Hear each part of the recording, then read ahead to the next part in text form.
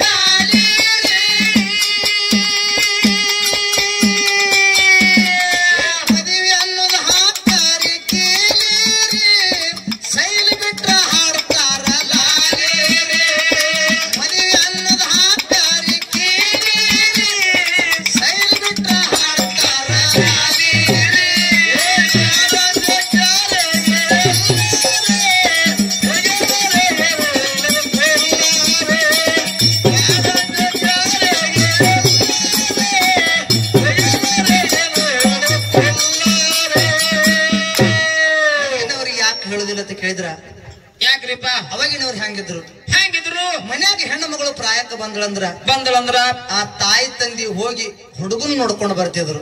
ಹೌದು, ಮೊದಲ ಹೊರ ನೋಡ್ಕೊಂಡು ಬಂದ ಮಗಳಿಗೆ ಹೇಳ್ತಿದ್ರು ಏನಂತ ಹೇಳಿ, ಯವ್ವಾ ಒಂದು ಮನೆತನದ ಒಂದು ಹುಡುಗ ನೋಡ್ಕೊಂಡು ಬಂದೀನಿ, ಅವನಿಗೆ ಮಾಡ್ಕೋಬೇಕು ನೀನು. ಹೌದು ಅಂದ ಕೂಡಲಿನ ತಾಯಿ ತಂದಿ ಮೇಲೆ ವಿಶ್ವಾಸ ಇಟ್ಟು ಆಗಿನ ಕಾಲದಾಗ ಮಗಳು ಹತ್ತಿದಳು. ಹೌದು, ಅವಾಗ ಹತ್ತೇಳಪ್ಪ ಆಗಿನ ಕಾಲದಾಗ. ಹೌದು, ಈಗ ಹಂಗಲ್ಲ. ಈಗ ಹೆಂಗ್ರಿ?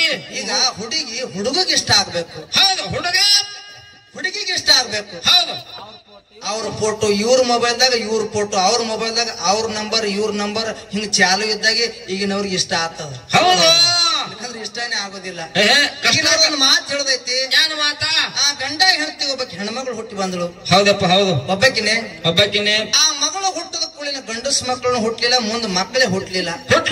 ಹೆಣ್ಣಂದ್ರು ಅದೇ ಗಂಡಂದ್ರು ಅದೇ ತಿಳಿದುಕೊಂಡು ಪ್ರೀತಿಯಿಂದ ಪ್ರೇಮದಿಂದ ಮಗಳಿಗೆ ಹೂ ಬೆಳೆಸಿದ್ರು.